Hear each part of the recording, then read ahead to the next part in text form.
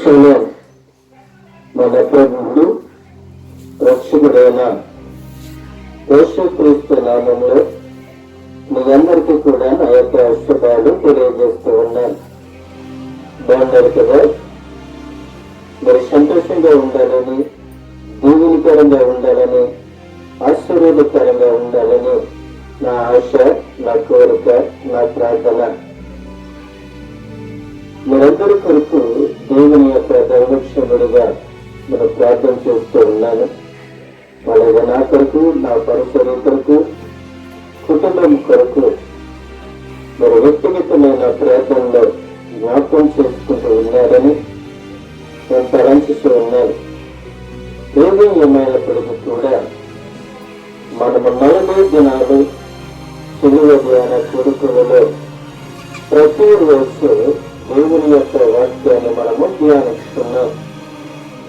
అయితే ఈరోజు మరి గుట్టప్రేడే సందర్భంలో కొన్ని మాటలు మనము దేవుని యొక్క మాటలు మనము గుర్తుగా ధ్యానించుకోబోతూ ఉన్నాం.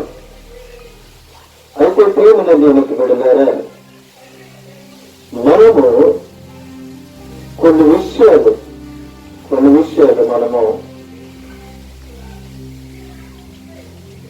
ధ్యానించుకుని అర్థం చేసుకుందాం. ఎందుకంటే యేసుక్రీస్తు ప్రభు వారు ఎందుకని ఆయన మన కొరకు శ్రమపడ్డారు, ఎందుకని మన కొరకు ఆయన హింసింపబడ్డారు, ఆయన ఎందుకు మన కొరకు రక్తం చిందించారు, ఆయన ఎందుకు మన కొరకు ఆయన ప్రాణం పెట్టారు, ఆయన పెట్టవలసిన అవసరం ఏముంది అని ఒకసారి మనమందరం కూడా ధ్యానించబోతూ ఉన్నాం. అయితే ప్రియమైన దేవుని బిడ్డలారా, ఈరోజు మరి మంచి శుక్రవారం అని అద్భుతమైన సంఘటనను ఈరోజు మనము నేర్చుకోబోతూ ఉన్నాం. అయితే దానికంటే ముందుగా మనము కొన్ని విషయాలు లోతుగా ధ్యానిస్తే, గురువారం నాడు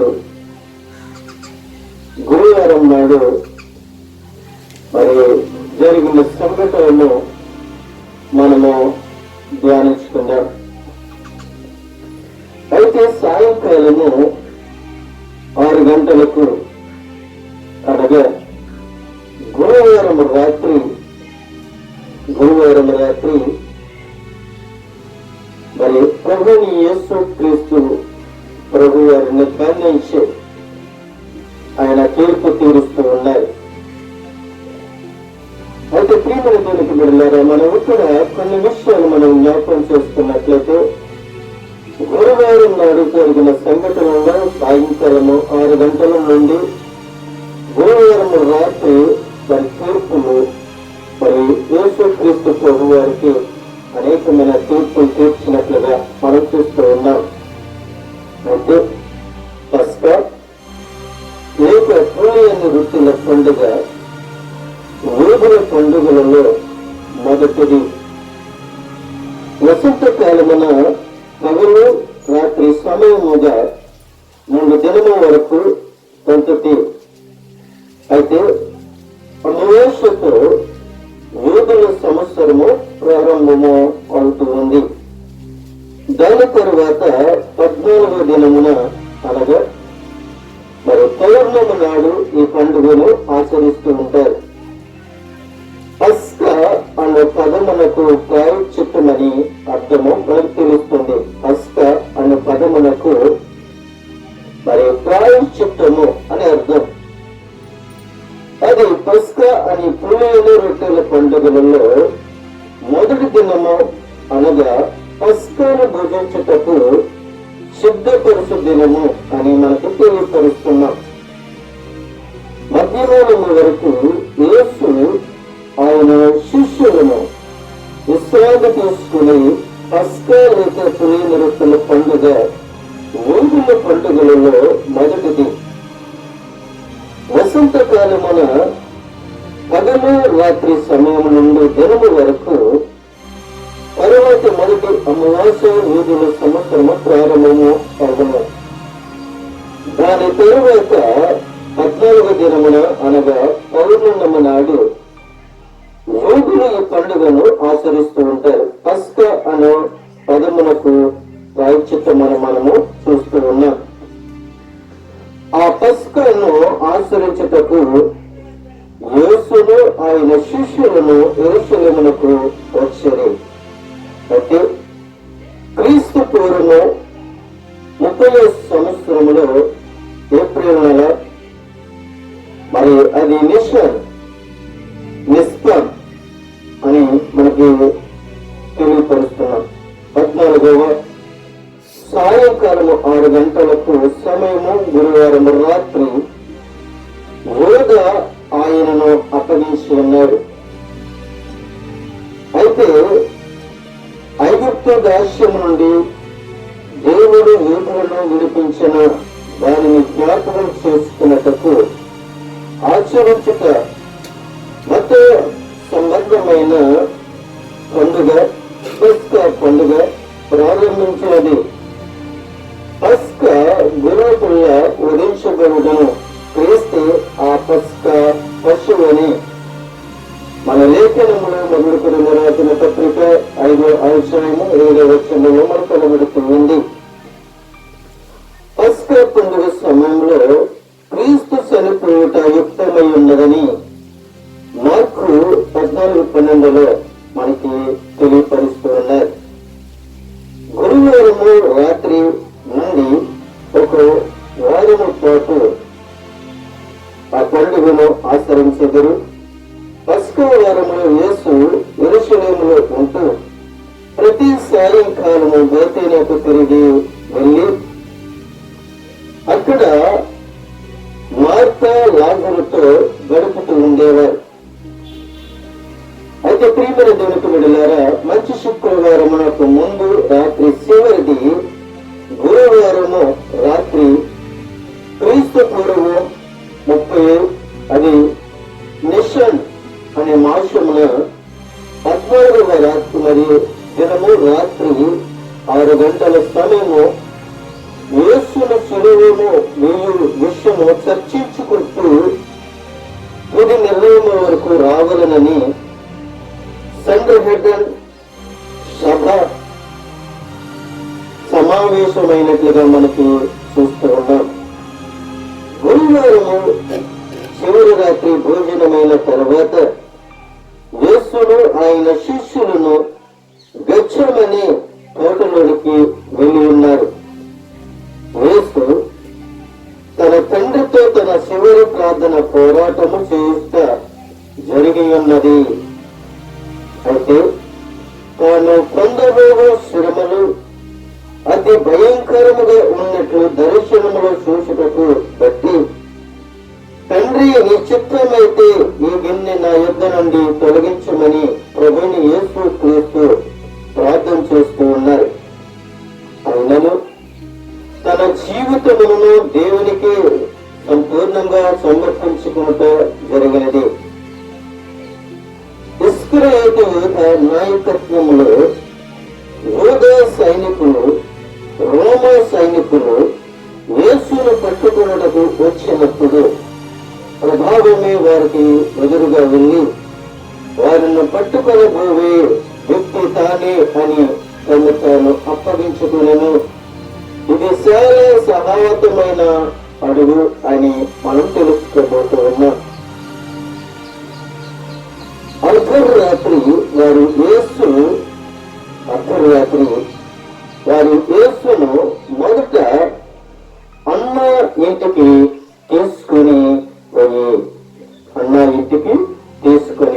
పోయి కొట్టించారు. యేసును మరణమునకు అప్పగించిన వారిలో అన్న ముఖ్యుడు.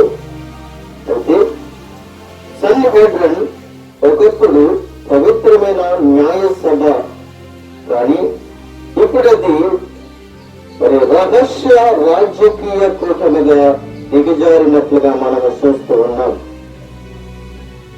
లాజరు లేచిన తరువాత యేసును ఎలాగా చంపుదామని ఆలోచించుచుండేది మార్కు సువార్తలో మరి 14వ అధ్యాయము 1వ వచనంలో మనం చూడగలుగుతున్నాం.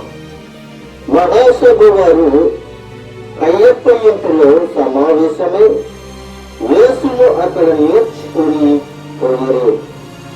గురువారం రాత్రి అంతా కూడా ఆయనను అనాధికరముగా ప్రశ్నించుకునే ఉంది. కయ్యప్ప మాత్రము ప్రజల కొరకు ఒక ముఖ్యుడు చనిపోవుట ఉత్తమని చెప్తూ ఉన్నారు. అయితే సంఘటన నుండి పిలాతు వద్దకు, పిలాతు నుండి హేరోదునందుకు సుమారు 6 తీర్పులు జరిగినవి. తీర్పులు రాత్రి వేళలో వ్యక్తులుగా ఇండ్లలోనూ జరగకూడదు. చర్చ రాత్రి అంతా జరిగినది.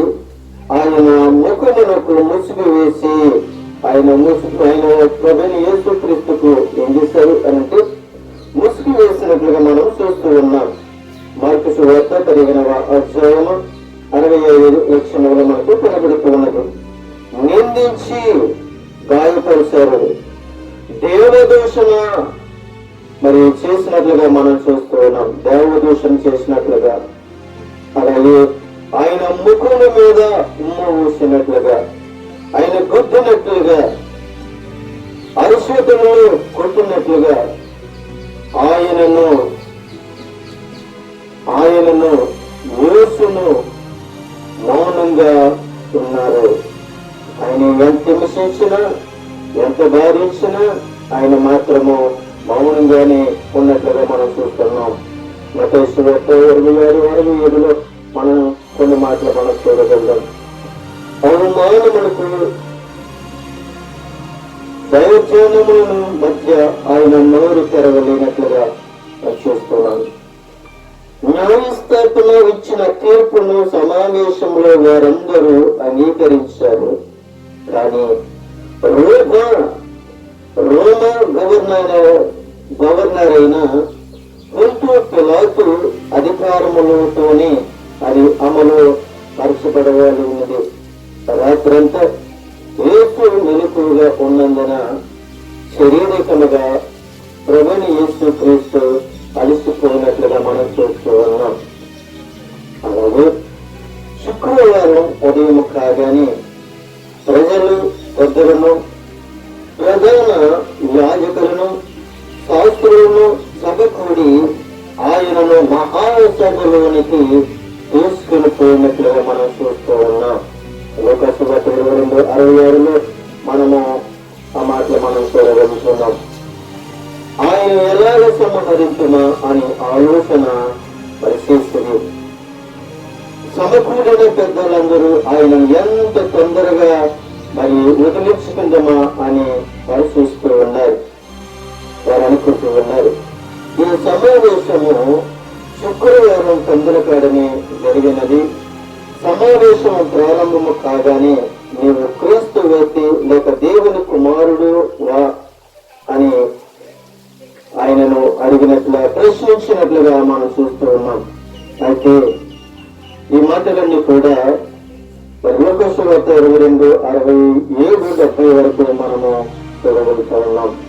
మీరన్నట్లే నేనే ఆయనను అని వారికి జవాబిచ్చినట్లుగా మనం చూస్తూ ఉన్నాం. ఈ జవాబుకు వారు దిగద్రింది అనగా వారు విభ్రాంతి నందినట్లుగా మనం చూస్తూ ఉన్నాం. ఇక్కడ మనము సాక్ష్యాలతో పని ఉంది, ఇక్కడ సాక్ష్యాలతో పని లేదని వాళ్ళు మరి నిర్ణయించుకున్నట్లుగా మనం చూస్తూ ఉన్నాం.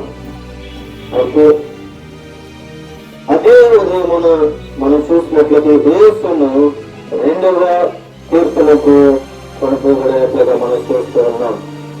సన్హెడ్రన్ ఆయన మీద 3 రాజకీయ నేరములు మోపున్నట్లుగా మనము చూస్తూ ఉన్నాం. సన్హెడ్రన్ ప్రభువు యేసుక్రీస్తు మీద 3 తప్పుడు రాజకీయ నేరములు ఆరోపించినట్లుగా మనం చూస్తూ ఉన్నాం. ఏంటి ఇవి అనంటే, ఈ మూడు ఏమిటి అనంటే, మొదటిది ఆయన తిరుగుబాటుదారుడు అని తెలియపరుస్తూ ఉన్నాడు. రెండవగా మనం చూసినట్లయితే పన్ను, మరి ఆయన పన్నులు చెల్లించవద్దని ప్రజలను ప్రేరేపించుతూ ఉన్నాడు అని ఆయన మళ్ళీ ఆరోపణ చేస్తూ ఉన్నాడు. మూడవదిగా మనం చూసినట్లయితే క్రీస్తుడు ఒక రాజునని చెప్పుకుంటున్నాడు అని ఆయన మూడవది చెప్తూ ఉన్నాడని ఆయన మాట్లాడుతూ ఉన్నాడు. అయితే ఆయన మరణమును కోరుసు వారు పిలాతునందుకు వెళ్ళి యేసును బంధించి పిలాతునకు అప్పగింపగా పిలాతు ఆయనను విమర్శించి మరణదండన విధించమని రోమనులకు తన వివరణ పంపించినట్లుగా మనం చూస్తూ ఉన్నాం. యేసునందు ఏ నేరము లేదని యేసు వెలుగు ఉంది. మరి మనం చూసినట్లయితే యూదుల ఒత్తిడికి తల ఎత్తి బంధుపూట దొంగ బరుగుడు చేసి ఏ నేరము చేయని యేసును సిలువకు అప్పగించినట్లుగా మనం చూస్తూ ఉన్నాం. యేసును సిలువకు అప్పగించినట్లుగా మనం చూస్తూ ఉన్నాం. అయితే ప్రియమైన దేవునికి బిడ్డలారా, గురువారం జరిగిన సంఘటనను క్లుప్తంగా మనం జ్ఞాపకం చేసుకున్నట్లయితే పస్కాను చివరిగా భుజించుటకు యేసు బేతేలు నుండి యెరూషలేమునకు వెళ్ళినట్లుగా మనం చూస్తున్నాం. లోకాసు 22 మరి 14 నుండి 20 వరకు కూడా మనకు ధ్యానించుకోవచ్చు. రెండుగురు మనం చూసినట్లయితే చివరి భోజనము నుండి గచ్చమనే వనమునకి కేగి అందుకు బంధించబడుట చిత్తమని మనం తెలియపరుస్తున్నాం. గచ్చమనే నుండి తీర్పు నిమిత్తము ప్రధాన యాజకుని ఇంటి ముందుకి మరి తీర్పుకు వెళ్ళినట్టుగా మనం చూస్తున్నాం. కయ్యప్ప భవనం నుండి పిలాతు న్యాయస్థానము వరకు కూడా మనము సాగినట్లుగా మనం చూస్తూ ఉన్నాం. పిలాతు నుండి రాజైన హేరోదునకు భవనముల వరకు కూడా మనము యేసుక్రీస్తును తిప్పినట్లుగా మనం చూస్తూ ఉన్నాం. అయితే శిలువ వేయబడుటకు పిలాతు న్యాయస్థానం నుండి గోల్గొట్ట కళ్ళవర వరకు కూడా ప్రభువైన యేసుక్రీస్తు ప్రయాణమయ్యేట్టుగా మనము లేఖనం ద్వారా తెలియపరుస్తూ ఉన్నాడు. ప్రియమైన దేవునికి బిడ్డలారా, ఇది పరిశుద్ధ వారములో శుక్రవారము అని క్రీస్తు చనిపోయిన రోజు మరియు సహసమంగా విశాలకరమైనదిగా మనకి క్రీస్తు ప్రజలందరి కొరకు చనిపోవట ద్వారా రక్షణ భాగ్యాన్ని కలిగించారు. అయితే ఈ శుక్రవారమును మంచి శుక్రవారము మహాశుక్రవారమునని పిలుచుకొస్తున్నాము. అది పస్కా పండుగ సమయము. అప్పుడు ఉదయం 6 గంటలు కావచ్చున్నది. అయితే ఉదయం 3-4 గంటల సమయం నుండి చీకటి ముసుగు ఉండగానే తొందరగా మరి తీర్పు జరిగినట్లుగా మనం చూస్తూ ఉన్నాం. ఉదయము 3 గంటలలోనే 3-4 మధ్య పూర్తి కాగా తెల్లవారి వరకు ఈ తీర్పును సభ వాయిదా వేసినది. తుది తీర్పు ఒకటి వేరులోనే జరిగినది. రాత్రంతా కూడా కయ్యప్ప ఇంటి వద్ద సైనిక బందోబస్తుతో యేసును బంధించి ఉంచారు. ప్రియమైన జనక బిడ్డలారా, ఈ ఉదయం అయినప్పుడు ఆయనను బంధించి మరలా సభ ముందుకు తీసుకుని వచ్చినట్లుగా మనం చూస్తూ ఉన్నాం. అయితే ఉదయం 6 గంటలకు జనసమూహము యేసును సిలువ వేయాలని గోడ చేసినట్లుగా మనం చూస్తున్నాం. వృద్ధి పొడవక ముందే పరిస్థితి తారుమారైనట్లుగా విచారకరమై సమావేశమైనట్లుగా అన్న కయ్యప్ప ప్రజలు పెద్దలందరూ చేసిన అన్యాయపు ఆలోచనలు పన్నిన కుట్రను ఫలించలేదు. ప్రియమైన దేవుని బిడ్డలారా, యువకులు క్రీస్తు యేసు రోమా గవర్నర్ అయిన పిలాతు వద్దకు తీసుకుని వచ్చి పండుగ సమయంలో అల్లరు జరగకుండా చూచుటకు ఇతడు యెరూషలేమునకు వచ్చాను. ఏ అలుగడైనా అణచివేతకు రోమా సైన్యములు, జర్మన్ పటారములు అయితే ఇక్కడ ఉన్నట్లుగా మనం చూస్తూ ఉన్నాం. మేషాల మాసంలో 14 దినమున శుక్రవారం సెంట్రల్ హెడ్ సభ యేసును నేరస్తుండగా మరి నిర్ధారించినది. రాత్రి సమయంలో జరిగిన సభలు క్రీస్తు మరణముకు తగిన నేరస్తుండగా నిర్ధారించలేకపోయారు. అయితే సాంప్రదాయక నియమాలను వారు గౌరవించకుండా వేసమును మాత్రమే ప్రదర్శించినట్లుగా మనం చూస్తూ ఉన్నాం. అయితే ఉదయం కాగానే ఎదగా పిలాతులకు వచ్చిన ఏ దోషము లేకపోయినా క్రీస్తు శిలువకు భయంకరమైన తీర్పునిచ్చిన మరలా దేవుడునందుకు పంపించినట్లుగా మనం చూస్తూ ఉన్నాం. పిలాతు వేసిన ప్రశ్నలకు యేసు ఏ జవాబు చెప్పకపోవట చేత విసుగు చెంది ఆయన మరలా పిలాతునకు పంపించినట్లుగా మనం చూస్తున్నాం. గంటల తరబడి అలాగే నిలిచి ఉన్న యేసు బలహీనపడి ఉన్నట్లుగా మనం చూస్తూ ఉన్నాం. అయితే ఆయన నలుగురు రోమా సైనికుల మధ్య నిలిచి ఉన్నట్లుగా చాలా బరువైన శిలువను మోసుకొనుకు యెరూషలేములో ప్రతి మరి సందుకు దీర్ఘమైన దారిలో వెళ్ళవలసి వచ్చినట్లుగా మనం చూస్తూ ఉన్నాం. ఆ దృశ్యము యెరూషలేము ప్రజలకు ఒక హెచ్చరికగా, ఆ సమయంలో వేరొకని అనే స్త్రీ ఒక వస్త్రము తీసుకొని ఆయన ముఖములను తుడిసినది. యేసు ముఖము ఉన్నట్టుగా ఆ వస్త్రముపై ముద్ర పడినట్లుగా అక్కడ మనము చూస్తూ ఉన్నాం. యేసు వస్త్రపు చెందుతున్న స్వస్థత పొందిన స్త్రీ అని మనము వేరొకాన్ని అయ్యుండవచ్చునని, ప్రతి కొరడా జబ్బులు చేత బలహీనమైన యేసు మరి అక్కడ ఆ బరువైన మాటలో మనం చూసినట్లయితే, అయితే ప్రియమైన దేవుని కుటుంబారా అక్కడ చాలా చెరువులు మోసుకుంటూ వరకొట్ట వెళుతూ మరి సుదీర్ఘముగా గుండా వెళ్ళలేక ఆయన అలసిపోయినట్లుగా, మరి శిలువ భారము మోయలేనట్టుగా అప్పుడప్పుడు క్రిందకు పడిపోతూ ఉండగా, అయితే ఆయనను శిలువ మోయలేక, ఆయన భరించలేక, ఆయన ఇక ఏ మాత్రమును శిలువ మోయలేని పరిస్థితిలో ఉన్న యేసును సైనికులు చూసి చలించిపోయినట్లుగా, దారి మధ్యలో నడవలేని నిలిచిపోయాడని, ఆ పరిస్థితులు ఏమి చేయాలో మరి ఎరిగిన రోమా శతాధిపతి ఒక నిమిషము పాటు ప్రయాణమును ఆపేసినట్లుగా, శిలువ మోయుటకు యేసుకు ఎవరైనా సహాయపడతారేమో అని ఆశిస్తూ ఈ శతాధిపతి ఇటు అతి మరి కలగలు చూసినట్లుగా మనం చూస్తూ ఉన్నాం. అదృష్ట శాఖము అతనికి ఆ దారిని వెలుస్తున్న కురేనేడిన సీమాను కనిపించినట్లుగా మనం చూస్తూ ఉన్నాం. శిలువను మిగతా దూరమును మూసుకొని వెళ్ళగల బలము అతను కొన్నందరని గ్రహించాడు శతాధిపతి.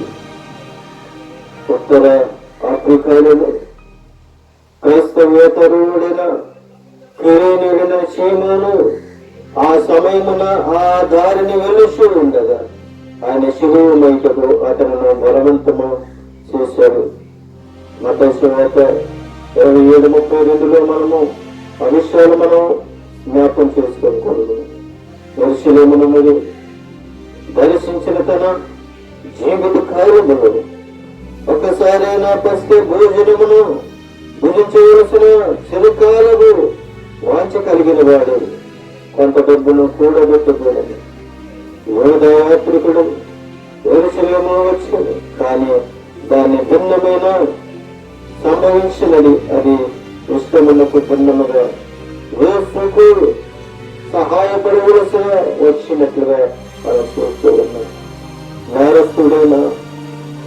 నేరస్తుడైన యేసును సిలువకు ఇష్టం లేకపోయినా మోయవలసిందని కేవల ఆగ్రహము వ్యక్తపరిచి ఉన్నాడు.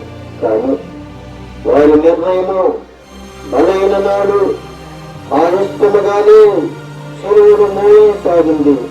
కొద్దిసేపటికి సంపూర్ణ ఇష్టముతో సిలువ ద్వారా మోయటకు అంగీకరించింది.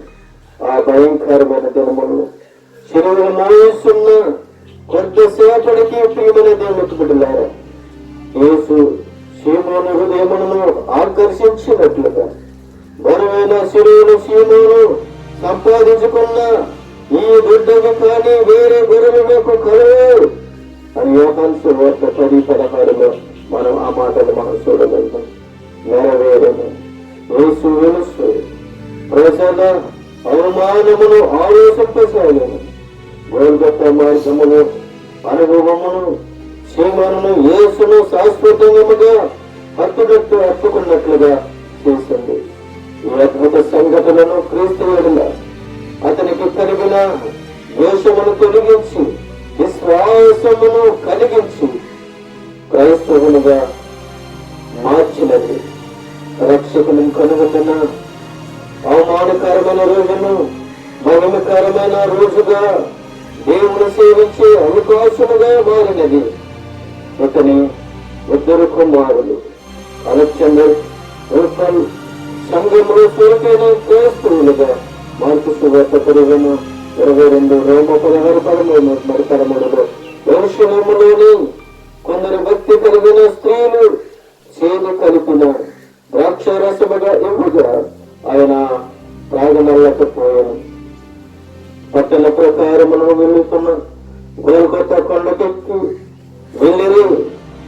ఆదాము పుర్రె ఆ కొండపై సమాధి చేయబడినందున ఆ కొండకు గోల్కొత్త ఆ ఊరు పేరు వచ్చినట్లుగా మనం చూస్తూ ఉన్నాం. చాలా మంది స్త్రీలు ఆయన గూర్చి రొమ్ము కొట్టుకొనుచు దుఃఖించుచు ఆయనని వెంబడించినట్లుగా లూకా సువార్త 23:27 వచనములో అయితే ఆయన వారిని తన చిత్తము కాక వారి చిత్తములను వారి పిల్లల నిమిత్తము ఏడవమని హెచ్చరించినట్లుగా మనం చూస్తున్నాం. అమ్మా, నా కోసం ఏడవకండి, మీకోసం మీ పిల్లల కోసం ఏడవండి అని ఆయన మాట్లాడినట్లుగా మనం చూస్తూ ఉన్నాం. అయితే వారి మధ్య తన తల్లిని చూసినందుకు యేసుకు ఎంతో ఆనందముగా ఉన్నది పెట్టిన పక్కనే దుఃఖముగా ఉన్నట్లుగా మనం చూస్తూ ఉన్నాం. అయితే ప్రియమైన దేవునికి బిడ్డలారా, ప్రభువైన యేసు క్రీస్తును మరి ఉదయము 9 గంటల నుండి మధ్యాహ్నము వరకు కూడా ఆయన శిలువ మీద వేలాడినట్లుగా మనం చూస్తూ ఉన్నాం. మార్కు లెక్క ప్రకారము ఉదయం 6 గంటలు యేసును పిలాతు వద్ద నుండి బయలుదేరి పట్టణములకు వెలుపల నేరస్తులు శిలువ వేయి స్థలము గోల్గొత్త ఊరేగింపుగా వచ్చేసింది. మరణదండను విధించగల అధికారము కలిగిన ఏకైక రోమను గవర్నర్ పొంతు పిలాతుకు మరి ఉన్నట్లుగా మనం చూస్తూ ఉన్నాం. అయితే శిలువ వేయవలసినది ఆదేశించి సెంట్రల్ సభ మూర్ఖున దేవదోష నేరము కోరు గాని కైసరి యొక్క సార్వభౌతానికి సవాలుగా నిలిచేవాడని రాజకీయ కారణమే ప్రధానమైనదని అలసిపోయిన యేసు అతనితో తోటకు తిరిగి వచ్చినట్లుగా మనం చూస్తున్నాం. అయితే ఆయన బాధను మనము జ్ఞాపకం చేసుకుంటూ ఉన్నాం. అయితే ప్రియమైన దేవునికి బిడ్డలారా, బాధల వలన అలసిన యేసు నెమ్మదిగా అడుగులు వేస్తుంది. 2 కొరడ దెబ్బలు, 2 కొరడ దెబ్బలంటే సగము ప్రాణం పోస్తుంది. అయితే పాలిస్తీనా సాంప్రదాయం ప్రకారము ఖైదీని ఒకరు తక్కువ 40 డబ్బులు చేరి అయితే ప్రియమైన జనకుతున్నారు భుజము మీద 13 దెబ్బలు చెప్తున్నా, నడుము మీద 13 దెబ్బలు చెప్తున్నా.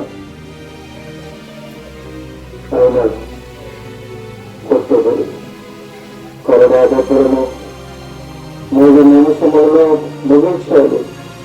అయితే యేసు ఆ దెబ్బలకు తాళలేక రాళ్ళ మీద పడి గెలుసు స్పృహ తప్పిపోయినట్లుగా పడిపోయాడు.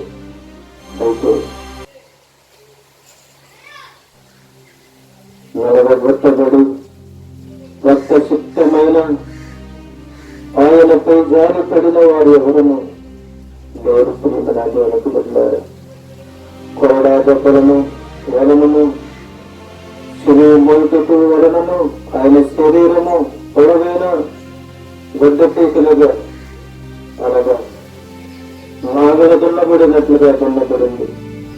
అయితే మన పాపములకు ఖైదనముగా చెల్లింపుటకు క్రీస్తు శ్రమ పడినట్లుగా మానవ దుర్మార్గమును పరాకాష్ట మరి శిలువ వేయబడి అయితే స్థలమైన గోష్ఠారు గాని ఆయన మునుల కిరీటము ఆయన మీ తలతో పెట్టి ఉన్నారు.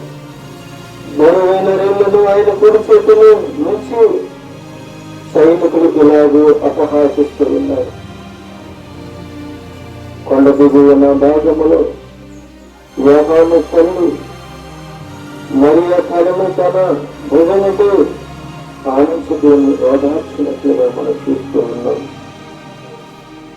శిలువ వేసే ప్రక్రియ ప్రారంభంలో యేసు చివరిసారిగా పరిశుద్ధ కట్టెల వైపు ఆయన చూశారు. శుక్రవారం మధ్యాహ్నం 12 గంటలకు ఆయన చేతులలోనూ కాళ్ళలోనూ మేకలు కొట్టి చనిపోయినట్లు శిలువపై వేలాడదీసినట్లుగా మనం చూస్తూ ఉన్నాం. అయితే ఆయన సమయ ప్రకారముగా ఆయన మనల్ని ఆయన వేలాడి తీసినట్లుగా నశించుతున్న ప్రపంచ చరిత్రలోనే శిలువ వేసున్న గతము మిత్రులు కృపగల కార్యము తర్వాత యూదుల రాజైన నజరేయుడైన యేసు ఆయన విలాసములు వాయించి శిలువ మీద కొట్టించినట్లుగా యోహాను సువార్త 19:19 మరి మనం చూడగలుగుతున్నాం.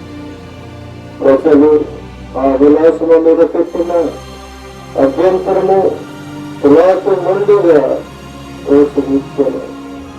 ఆ మార్గములో నిన్ను ప్రజలందరూ చూసినట్లు ఆ విలాసము శిలువకు పైగా పెట్టి ఉన్నారు. ఆ బోర్డు మీద INRI అనేది అక్షర సమూహమును యేసు నజరేతు రాజు యూదులకు అనగా యూదుల రాజైన నజరేయుడు యేసు శాసనము శ్రమ నొందిన సేవకుని మిక్కులు గౌరవపదమైన గురుదని యెషయా గ్రంథము 53 మరియు 4వ వచనంలో మనం చూడగలుగుతున్నాం. ఆ శాసనమును గ్రీకు, లాటిన్, హీబ్రూ భాషలో రాయబడి ఉన్నది. మన అధ్యయనకులు గ్రీకు దేశము ప్రపంచమునకు అందమైన ఆకారము ఆలోచనను అందించిన రోము ప్రపంచమునకు న్యాయ శాస్త్రమును మంచి ప్రభుత్వము అందించినదని ఎప్పుడు ప్రపంచమంటే నిజమైన దేవుణ్ణి ఆరాధించడమును నేర్పించినది. అయితే నేరస్తులు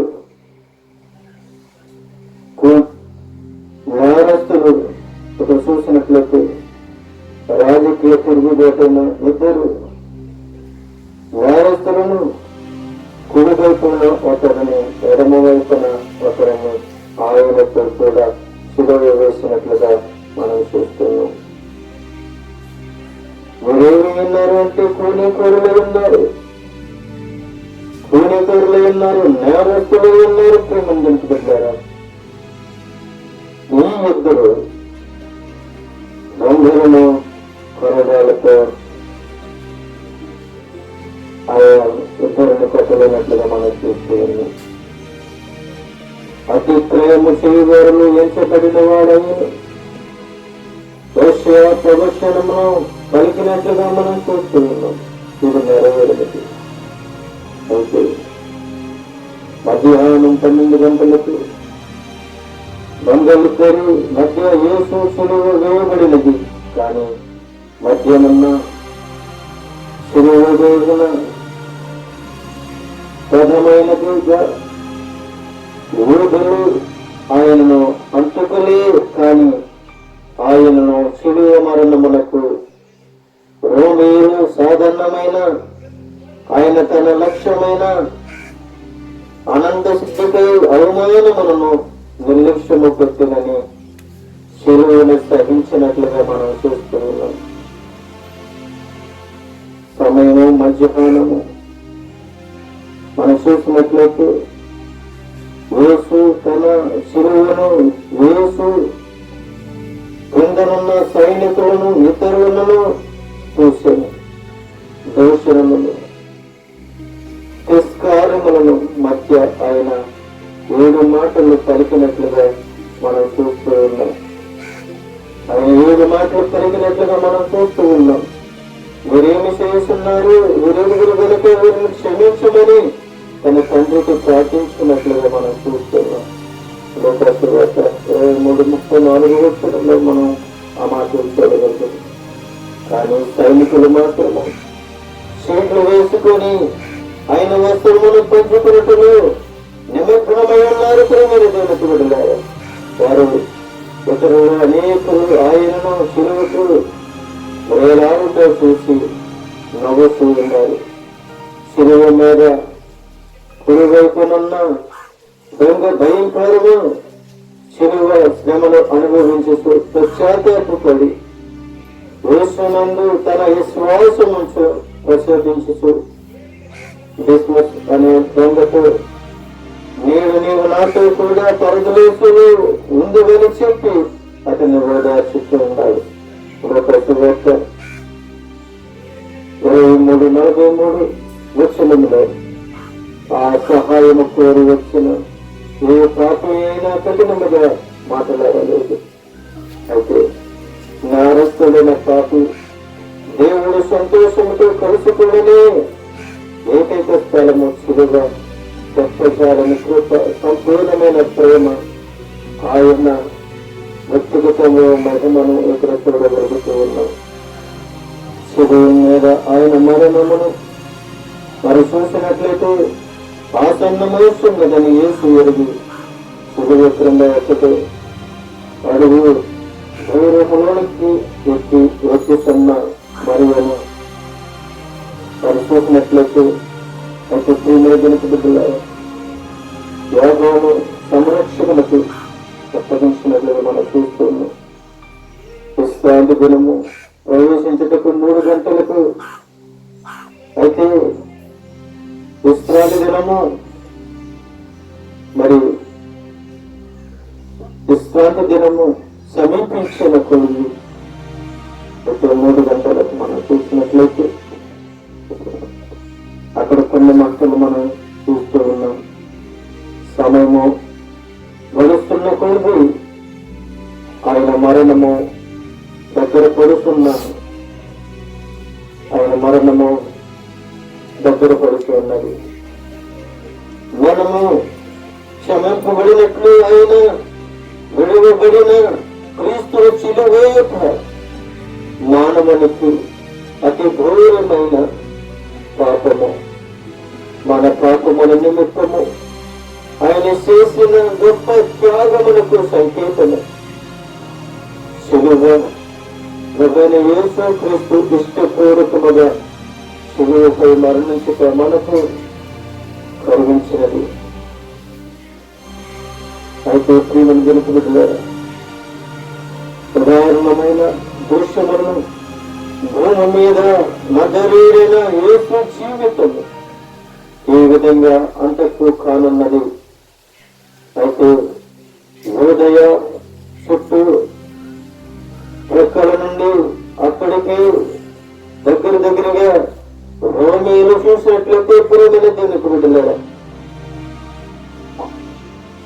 యేసు క్రీస్తు శిలువ వేయక మునుపు దగ్గరగా మనం చూసినట్లయితే రోమీయులు దగ్గరగా 30,000 మందిని శిలువ వేసినట్లుగా చూస్తూ ఉన్నాం. అయితే శిలువ రోమనుల కోరికమును సంకేతము, ఆయన మరణములు విశేషములు కనబడుతూ ఉన్నాయి. అయితే 30,000 మంది అక్కడ శిలువ వేయబడి చనిపోయినప్పటికీ కూడా అక్కడ ప్రభువుని యేసు క్రీస్తు మాత్రము అక్కడ మనకి ఒక సంకేతముగా మనకు ఆయన కనబడుతూ ఉన్నాడు. ప్రకృతి స్వభావములకు అతీతమైన మరణము అక్కడ మనకు కనబడుతుంది. అద్భుతమైన మరణము మనకు కనబడుతుంది. అద్భుతమైన మరణములు అక్కడ మనకు కనబడుతూ ఉన్నాయి. దైవ స్వభావము కళ మరణము మాత్రం మనకి కనబడుతూ ఉన్నది. అయితే మధ్యాహ్నం నుండి సాయంకాలం 3 గంటల వరకు యేసు శిలువ మీద సజీవుడుగానే ఉన్నాడు. మధ్యాహ్నం మొదలుకొని 3 గంటల వరకు. అయితే ఆ దేశమంతటా కూడా భయంకరమైన చీకటి కమ్మినట్లుగా మత్తయి సువార్త 27వ అధ్యాయము 45వ వచనములో మనం చూడగలుగుతూ ఉన్నాం. ఆ సమయంలో చీకటి కమ్ముట దేవుని కోపములకు సంకేతముగాను, ఆ దినమున నేను మధ్యాహ్నము కాలమందు సూర్యుని అస్తమింపజేసేను, పగటి వేళను భూమికి చీకటి కమ్ము చేసినని ఆమోసు గ్రంథములో 8:9 వచనములో ఆ మాట మనం అక్కడ చూడగలుగుతూ ఉన్నాం. అది దేవుని తీర్పు. ఆ చీకటిలోనే 3 గంటలప్పుడు తండ్రి తన చెయ్య ఎందుకు విడిచితమని ఆయన అర్థిస్తూ ఉన్నట్లుగా మనం చూస్తూ ఉన్నాం. తండ్రి తను ఎందుకని చెయ్యి విడిచితవి అని ప్రభువుని యేసు క్రీస్తు అర్థిస్తూ ఉన్నాడు. ఆయన ఏలియాను పిలుస్తున్నాడని ప్రజలు పరిహర్షించుచున్నారు. అన్య ప్రపంచమంతయు ఆయనను శిలువలో వేతులు భాగస్వాములు. యోహాను సువార్త ప్రకారం నేను దత్తగలుస్తున్నాను అనగా ఒకడు స్వాంజీ చెరుపెత్తుడు కొడుకును తగిలించి ఆయన నోటికి అందించినట్లుగా మనం చూస్తున్నాం.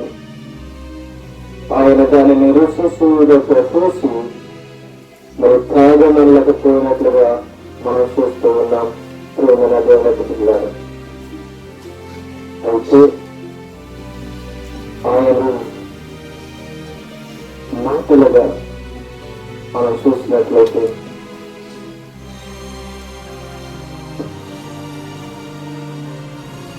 ఆయన ప్రభుత్వాన్ని అనేక కాలము యజ్ఞము ప్రారంభించే సమయమైన 9 గంటలకు క్రీస్తును శిలువ మరణములకు అప్పగించే కాలమైన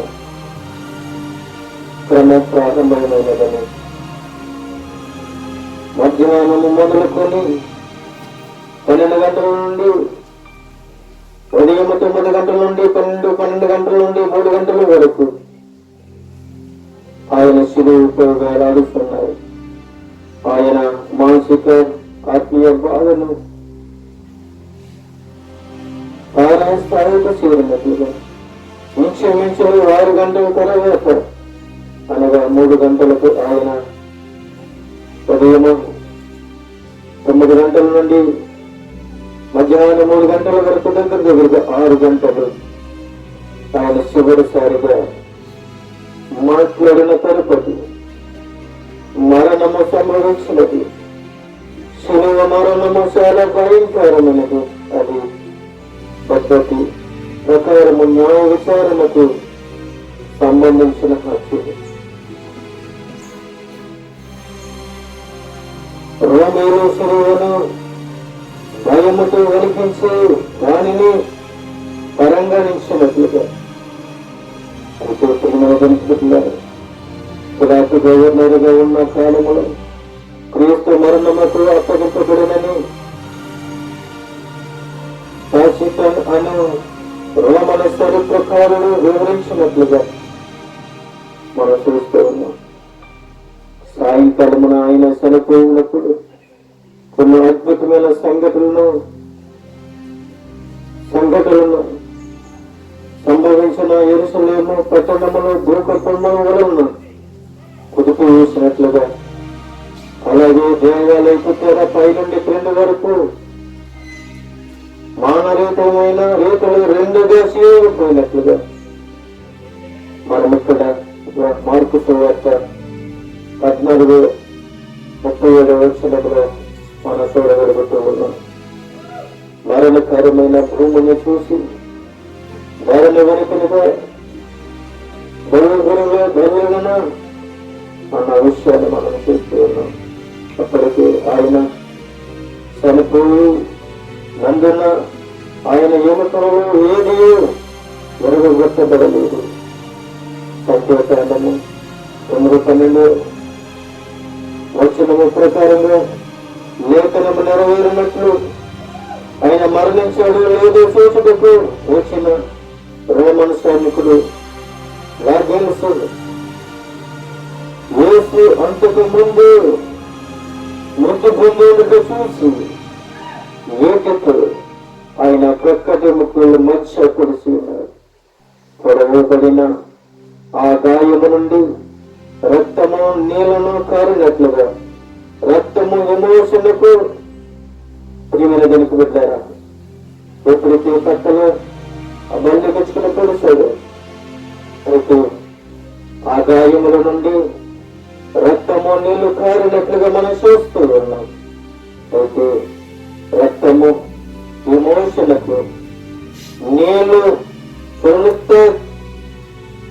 పునరుత్తమునకు, రక్తము విమోచ ప్రయోజనమును, నీళ్లు ప్రారంభమునకు, రక్తము క్షమాపణకును, నీళ్లు పవిత్రపరచుటకును, రక్తము పాపమును తీసివేయుటకును, నీళ్లు మురికిని కలుగవేయుటకును, రక్తము నీతిమంతులుగా తీర్చుటకును, నీళ్లు పవిత్రపరచుటకును, రక్తము పారిశుద్ధమును, నీళ్లు శుభ్రము చేయుటకును, రక్తపు సంస్కారపు ద్రాక్షారసమును, నీళ్లు బాప్తిసమును దానమునకును సంకేతములు ఉన్నాయని మనము యోహాను సువార్త 7:38లో కొన్ని మాటలు మనకి కనబడుతూ ఉంటాయి. అయితే చనిపోయిన వాని శరీరము నుండి రక్తము కారదు ప్రియమైన జనకున్నారు. కానీ ఇది గొప్ప అద్భుతముగా మనం కనబడుతుంది. ఇది రక్షణ ప్రసాదించుటలో ఉపయోగపడు 2 గొప్ప సాధనములు ఉన్నాయని మనం చూస్తూ ఉన్నాం. ఆయన ప్రాణమేడుసుట చూసి రోమన్ శతాధిపతి నిజముగా ఈ మనుషుడు దేవుడి కుమారుడు అని చెప్తూ ఉన్నారు. మార్కు సువార్త 15:39 వచనములో మనం చూడగలుగుతూ ఉన్నాం. ప్రజల హృదయములో న్యాయమైన రీతిలో మాట్లాడిన పాపల ఆయనకున్న అనంతమైన ప్రేమ వ్యక్తపరుస్తూ మానవ భాషలో ఆయన మనకి ఒక మార్గముగా ప్రవేశపరిచిన చూస్తూ ఉన్నాం. అయితే ప్రియమైన దేవుని బిడ్డలారా, మధ్యాహ్నం 3 గంటలకు దాటే కోటి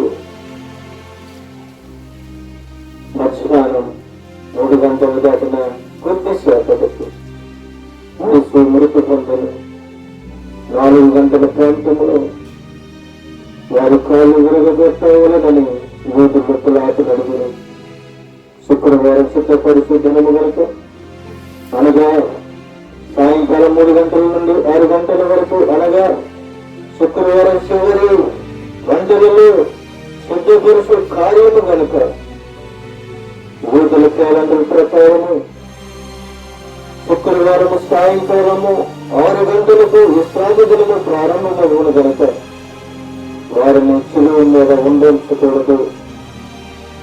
క్రీస్తు మరణము వేదాంతపరమైన సంఘటన. ఆయన మరణించినప్పుడు కొన్ని సంకీర్తన ఘటనలు మనం చూస్తూ ఉన్నాం. సూర్యుడిని చీకటి కమ్మినట్లుగా, దేవాలయపు తెరవ చెరువునట్లుగా, సమాధులు భద్రగినట్లుగా, చనిపోయిన వారు లేచుడుగా మొదలగునని మనం చూస్తూ ఉన్నాం. అయితే ప్రియమైన దేవునికి బిడ్డలారా, మరణమైన భూమిని చూసి మరణవనికును అని మనం చూస్తూ ఉన్నాం. అయితే మృతులైన వారు ఏం చేస్తారంటే సమాధులు తెరవబడినట్లుగా మనం చూస్తూ ఉన్నాం.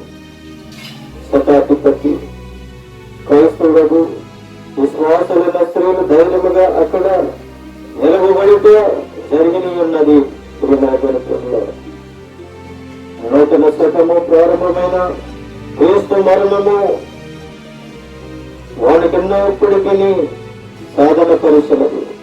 అయితే శివుడు వేయిన శరీరము పక్షులకు జంతువులకు ఆహారమునట్లు వదిలివేస్తారు. అయితే మృత దేహములు విశ్రాంతి దేహమున శిలువ మీద ఉండకూడదు కనుక ఇది యేసు కూడా వర్తించదు.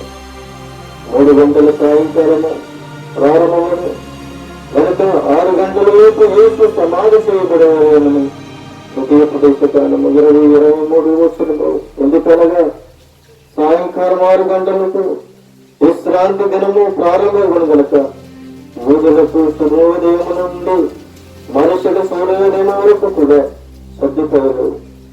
సూర్యస్థానముల నుండి సూర్యాస్తమయం వరకు కూడా ఒకరోజు కనుక 14వ దినము నేషన్ శుక్రవారము వారంలో మధ్య వయస్కుడు ధనవంతుడు చూడండి ప్రియమండలి అక్కడ ఒక ధనవంతుడు కనబడుతున్నారు.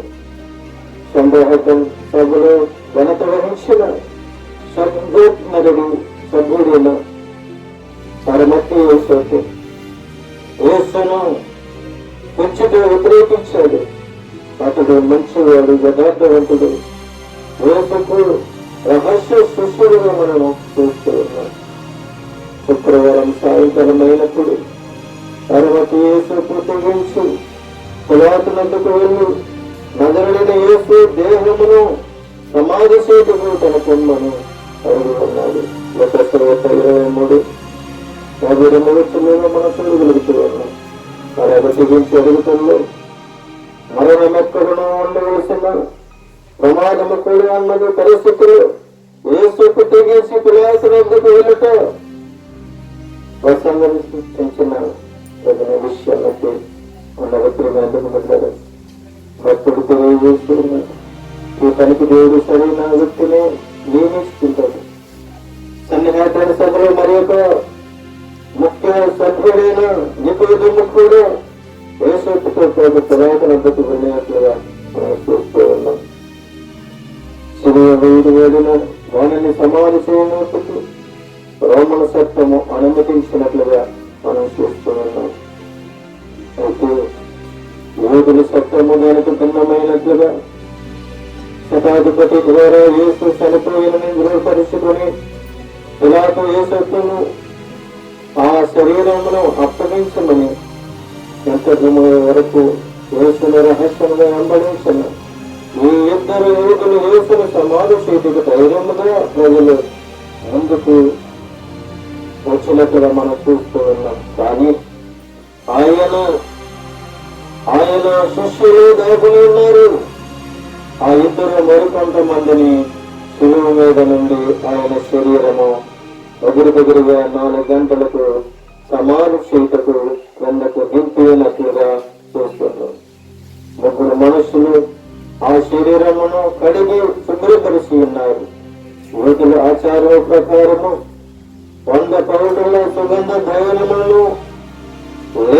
ఎక్కువగా చేసి అన్ని పనులలోనూ చూసి తన నారు బట్టలు గట్టిగా చుట్టది. యోహాను సువార్త 19:14-39 వేలకు కలిపిన అగరు అనగా రామారమి 150 షేర్ల ఎత్తు ఉంటుంది. అది నికోదేము యొక్క ప్రేమకు గొప్ప కొరమానముగా సమాధి ఊరేగింపులుగా కృత్యంగా జరిగినట్లుగా మనం చూస్తూ ఉన్నాం. యేసునందు వారికి ఉన్న ప్రేమకును అనుబంధముల కోసం పూర్ణగలుగుతును గుర్తుగా స్త్రీలు కూడా సుగంధ ద్రవ్యములను తీర్చుడు. వారి పొడిగిన యేసును అనుసరించుటకు ప్రేమ వారికి బలవంతముగా చేసినది. ఆ తోటలో అరుమతి యేసు తన కొరకు కొద్దిగా పిలిపించుకున్న సమాధి వెనుకత సమీపమున ఉన్నది. అందులో ఎవరినో అంతకు ముందు ఉండలేదు. ప్రియమైన జనకున్నారు యోహానును మరియను సమాధి ఎదుటి వచ్చి సూర్య అస్తమం వరకు ముందు యేసు దేహమును సమాధిలో పెట్టవలను. ఆయన యెరూషలేము వైపు మరి ప్రియమైన 4-5 గంటల మధ్య చూసినట్లు సమాధం చేసినట్లుగా మనం చూస్తాము. యేసు మరణముతో మనకు ఎదురైన మఠములను మనము నిర్మించుకోలేము. కఠోరమైన విషయమును సర్వశక్తుడైన దేవుడు నిత్యుడై మనము దేవుని దైవ కుమారుడు పరిశుద్ధుడైన దేవుడు 2 పురుషులు 2 స్త్రీలు సమాధిలో ఉంచుట ద్వారా అంత్యక్రియలు నిలిచిన వాడికి చెప్తున్నా మనం చూస్తూ ఉన్నాం. ప్రేమలను అయితే మనం ఇక్కడ చూసినట్లయితే క్రీస్తు మరణము ఆశ్చర్యకరమైనది, నెరవేర్పు విశ్వాసము గల సూచనగా యేసు తన భక్తిని వెల్లడిపరిచినట్లుగా అది చాలా అమూల్యమైన బహుమానముగా యేసు మరణించిన తరువాత 3వ దినమున తిరిగి లేచదనని చెప్పిన విషయాలను యోధా అధికారులు రోమీలు భయపడి అన్న వార్తల పడి సమాధిని శుభ్రంగా ఉంచుటకి సమాధి ద్వారమును 5-6 గంటలకు ప్రియమోదనుకుంటారా పెద్ద బరువైన రాయి పొల్లించి రాతికి ముద్ర వేసి ఆయనను ఎవరునూ ఎత్తుకుపోకుండా గట్టిగా బందోబస్తు చేసినట్లుగా మరి మత్తయి సువార్త 27వ అధ్యాయము 66వ వచనంలో మనకు అక్కడ మనకు కనబడుతూ ఉన్నాయి. మనుజన కుమారుడు మరణమైన సమాధిని వేయగలడని మనం చూస్తున్నాం. శుక్రవారం చాలా సుదీర్ఘమైన దినమును ఇవి అన్ని సభాసు ప్రారంభము కాకమునకు ముగిసినదని మధ్యాహ్నం శనివారము సాయంకాలం 6 గంటల సభాసములకు విశ్రాంతి దినమును గడుపుతున్న తర్వాత ఆదివారం తెల్లవారుతున్న అకస్మాత్తుగా భయంకరమైన భూకంపం సంభవించడం ప్రభువు యొక్క పరలోకము నుండి వచ్చి సమాధి ద్వారమును కట్టబడిన పెద్దరాయి పొందించడానికి పైన కూర్చున్నాడు. మరి ప్రభుత్వ మనం చూసినట్లయితే సమాధి విడిచి వేసుకుని వేసి సమాధి కాలుగా ఉండటే జరిగిన కావలి వారెవరూ ఆయనను సమాధిలో గమనించలేకపోయారని వేసి లేసినని అక్కడ మనం చూస్తూ ఉన్నాం. అయితే ప్రియమైన తెలుసుకుంటున్నారా ఆయన గొప్ప సంఘటనలను మనకు తెలియపరిచినట్లుగా ఆయన శిలువ మీద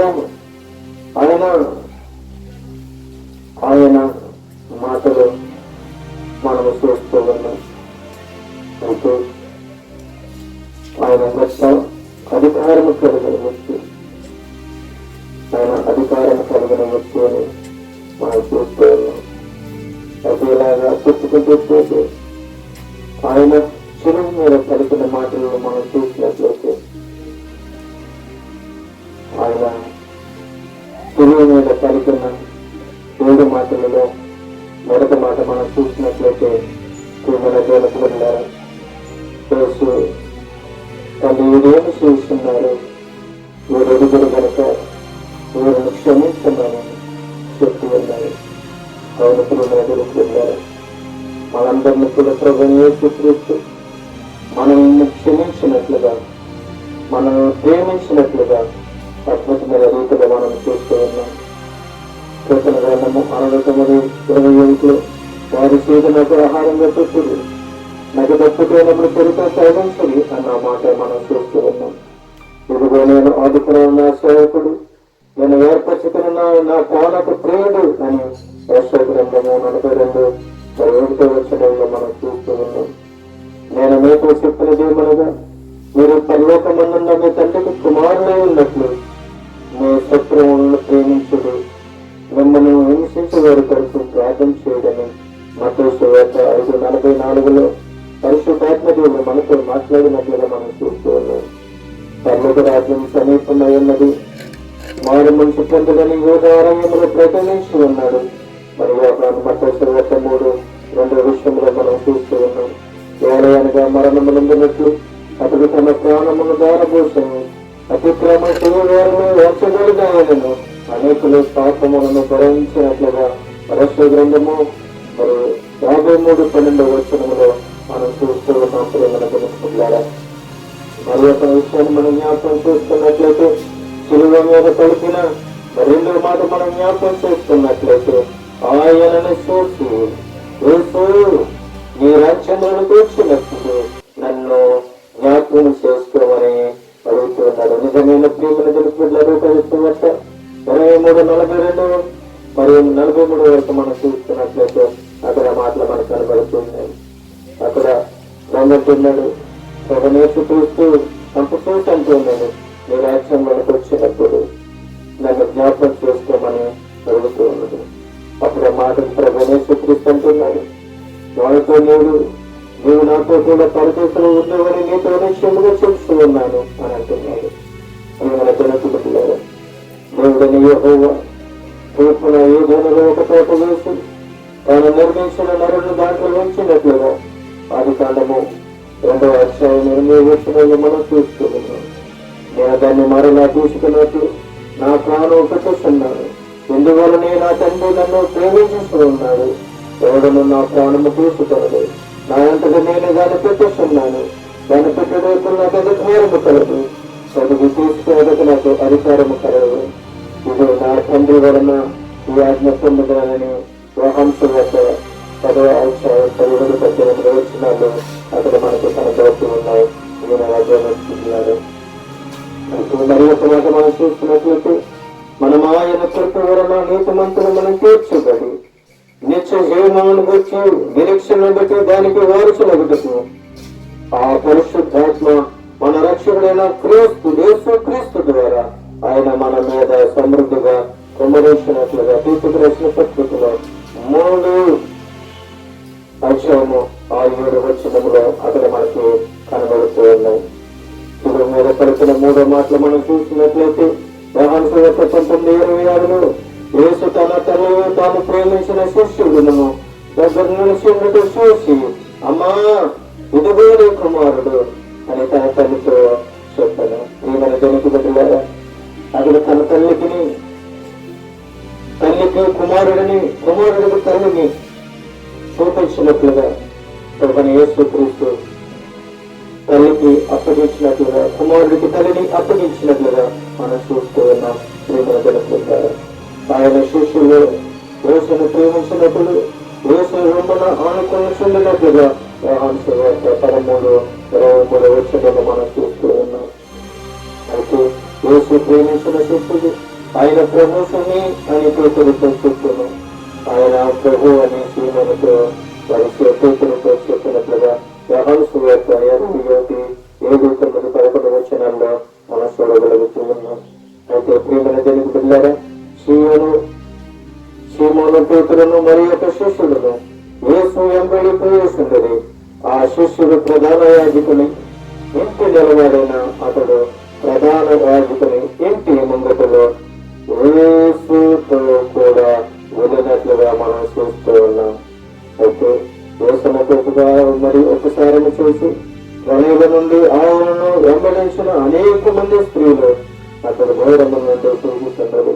వారిలో మగ్దలేను మరియు యాకోబు, యోసేపు అనేవారు మరియు జబదీ కుమారుడు తల్లి అక్కడ ఉన్నట్లుగా మత్తయి 27:55 16 వచనంలో మనం చూస్తూ ఉన్నాం.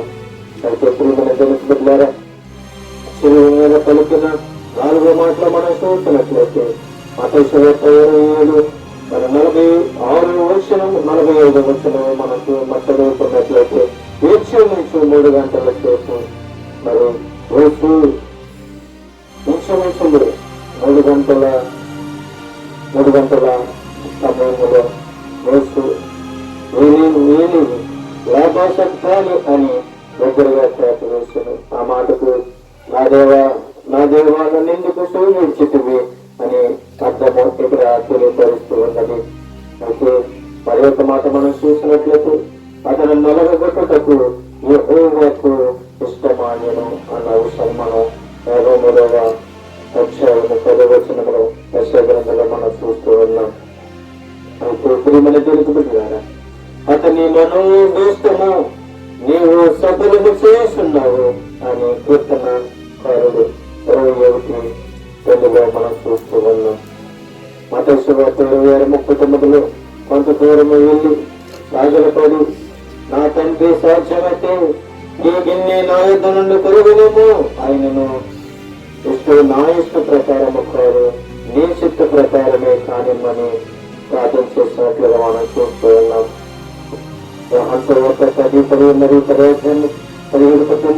చూసినట్లయితే నేను దానిని మరలా చూసుకున్నప్పుడు నా ప్రాణం పెట్టుకున్నాను. ఎందువల్ల నా తండ్రి నన్ను ప్రేమించున్నాడు. ఎవరు నన్ను నా ప్రాణము తీసుకున్నాడు. నా యంత్రుడు నేను దాన్ని పెట్టిస్తున్నాను. దాన్ని పెట్టుటకు నాకు అధికారము కలదు. దాన్ని పూసుకుంటూ నాకు అధికారము కలదు. నా తండ్రి వలన ఈ ఆజ్ఞ పొంది ఉన్నానని ఇక్కడ మనము చూస్తూ ఉన్నాము. ప్రియమైన ప్రకటన గ్రంథము 1వ అధ్యాయము 18వ వచనం మనం చూసినట్లయితే నేను మొదటి వాడును కడుపున వాడును జీవించువాడును మృతుడు రైతున గాని ఇదిగో యుగములకు సజీవుడై ఉన్నాను అని పరిశుద్ధాత్మ దేవుడు మనతో మాట్లాడుతూ ఉన్నాడు. ప్రియమైన దేవుని బిడ్డలారా, మరి ఒక మాట మనం చూసినట్లయితే శిలువ మీద పలికిన 5వ మాట మనం చూసినట్లయితే యోహాను సువార్త 19వ అధ్యాయము 28వ వచనము నుండి 30వ వచనము వరకు మనము చదువుకున్నట్లయితే అక్కడ కొన్ని మాటలు మనకు కనబడతాయి. అందులో ఒక మాట మనం చూద్దాం. అటు తరువాత సమస్తమును అప్పటికి సమాప్తమైనదని యేసు ఎరిగి లేఖనమును నెరవేరినట్లు నేను తప్పుకొనిస్తున్నాను అని అడుగుతూ ఉన్నారు. నిజమే ప్రియమైన పెట్టారా, ఆయన ప్రభువైన యేసుక్రీస్తు ఒక మానవుడు కనుక, ఆయన దైవ కుమారుడు కనుక, ఆయనకు దాహం వేస్తాడు కనుక నాకు దాహం వేస్తున్నదని ఆయన పలికి ఉన్నాడు. ఎప్పుడైతే పలికి ఉన్నాడు ప్రియమైన బిడ్డలారా, అక్కడ ఉన్న వ్యక్తి పరిగెత్తుకుని వెళ్ళి స్వాంజ్యం నుంచి మరి యేసుక్రీస్తు ప్రభు వారికి నాలుగరి అందించినట్లుగా మనం చూస్తూ ఉన్నాం. ఆయన సూర్య సరుకుని తీసుకోలేనట్లుగా మనం చూస్తూ ఉన్నాం. అయితే కీర్తన గ్రంథము 69వ అధ్యాయములో మరి 21వ వచనంలో మనం చూసినట్లయితే వారి చేదులు నాకు ఆహారంగా పెట్టింది, నాకు దప్పకైనప్పుడు చెరుకును తాగించింది అన్న విషయాన్ని మనం చూస్తూ ఉన్నాం.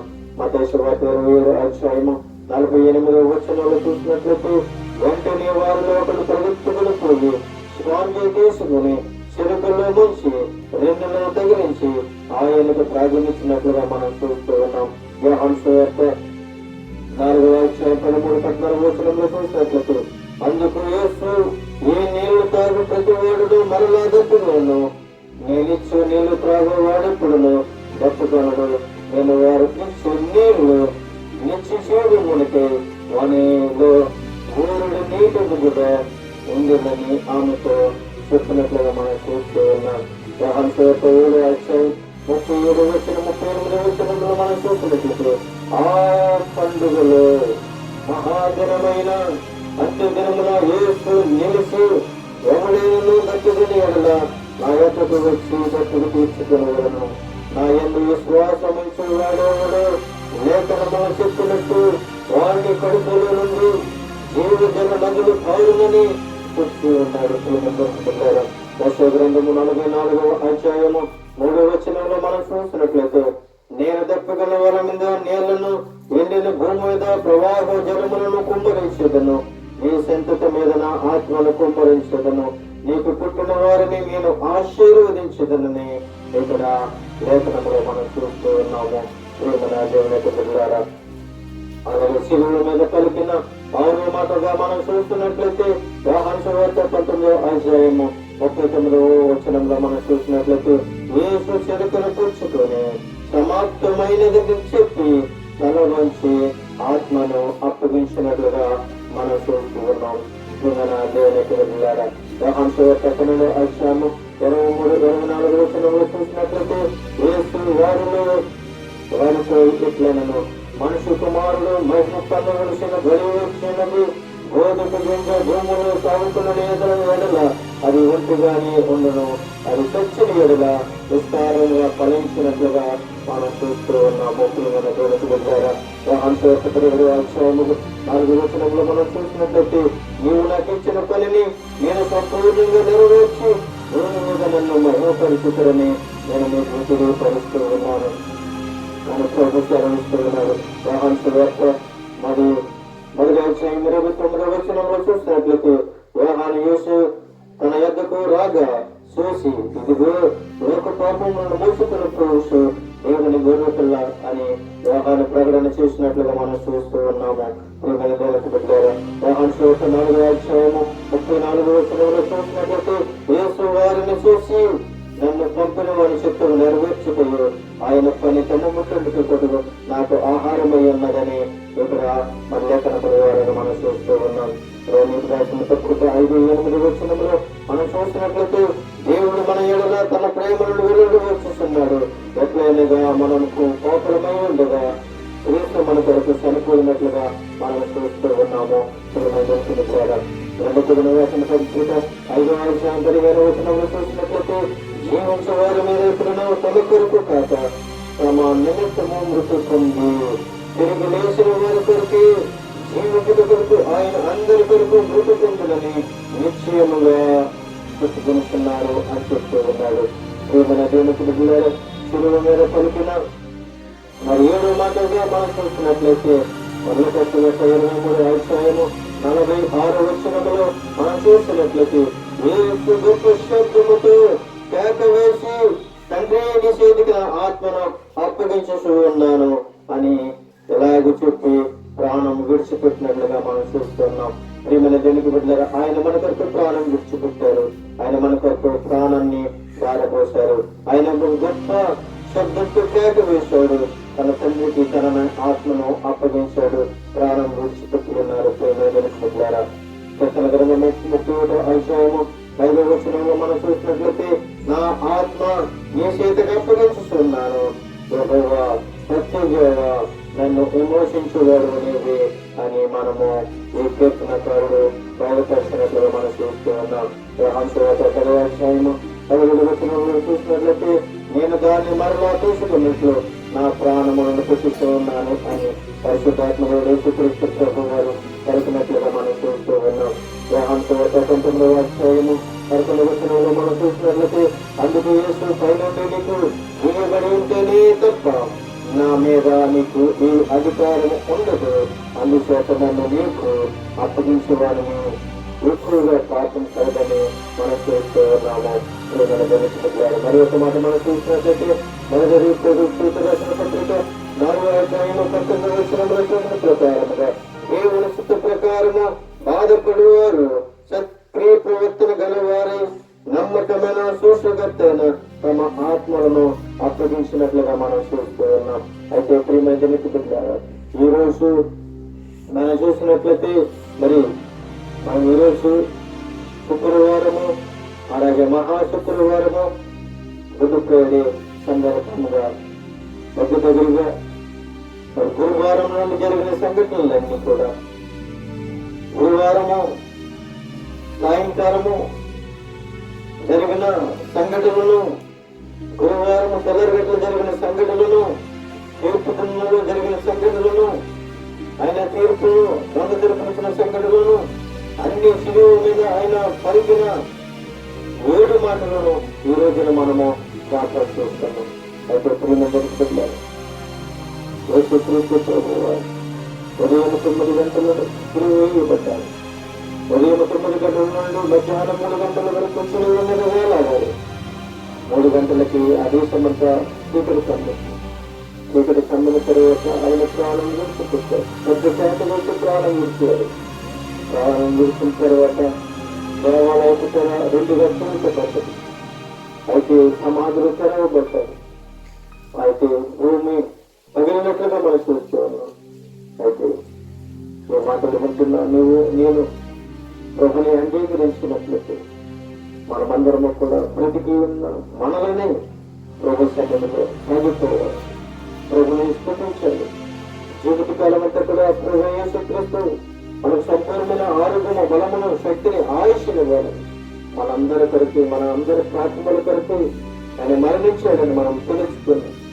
మనం దానుడైన దేవుని వద్దకు, పునర్దానుడైన యేసుక్రీస్తు వద్దకు మనము వచ్చినట్లయితే మనమందరం కూడా బ్రతికి వెళ్తాం. ఎందుకనంటే యేసుక్రీస్తు ఒక మాట ఏంటి అనంటే, నేను చనిపోదు, సమాధి చేశాను, తిరిగి లేవస్తాను అని చెప్పాడు. అక్షరులుగా ఆయన ఏ రోజును చిరుగు రోజులు పెట్టారు. ఆయన మరణించాడు, సమాధి చేయబడ్డాడు. ఆయన 3వ దినాన లేచాడని మనం నమ్మాలి. ఎందుకంటే ఆయన లేచాడు కనుక ఆయన ఖచ్చితంగా చిలువలో నుండి మరణించి సమాధి చేయబడి 3వ దినాన్ని ఆయన చెప్పినట్టుగా ఆయన లేచాడని మనం నమ్మి విశ్వసించినట్లయితే ఆయన పట్ల మనము ఎలాగైతే చనిపోయిన వారు, సమాధులు చేయబడిన వారు, సమాధులు తెరవబడ్డాయి, మృతులైన వారు లెగిశారు.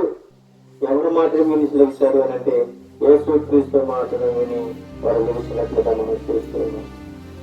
పశ్చాత్తాపడతాం. ప్రభు సన్నిధిలో మన పాపాలు కడుక్కుందాం. ప్రభు రక్తంలో మన పాపాలు కడుక్కుందాం. ప్రభు మన కొరకు కదా ఆయన రక్తం కాల్చాడు. ప్రభు మన కొరకు కదా రక్తం చిందించాడు. ప్రభు మన కొరకు కదా ఆయన ప్రాణం పెట్టాడు. ప్రభు మన కొరకు కదా ఆయన తిరిగి సమాధి చేయబడ్డారు. ప్రభు మన కొరకు కదా ఆయనను తిరిగి 3వ దినాన్ని లేకపోతారు. మన కొరకు కదా మళ్ళీ నేను వెళుతున్నాను, ఎలా వెళ్తున్నానో అలా తిరిగి వస్తాయని ఆయన వాక్యం చేశాడు. ఆయన క్రీస్తులో బలైనప్పటికీ ఆయన క్రీస్తు కనుక ఆయన మరణము ఆయన బంధించలేదు కనుక క్రీస్తులో మనమందరము కూడా సజీవులుగా ఉన్నాం. ప్రభు సన్నిధిలో సాధారణ కోరుకుంటూ నా మాటలను అనుభవిస్తున్నాను. ప్రతి మాట దేవుడు అన్నాడు.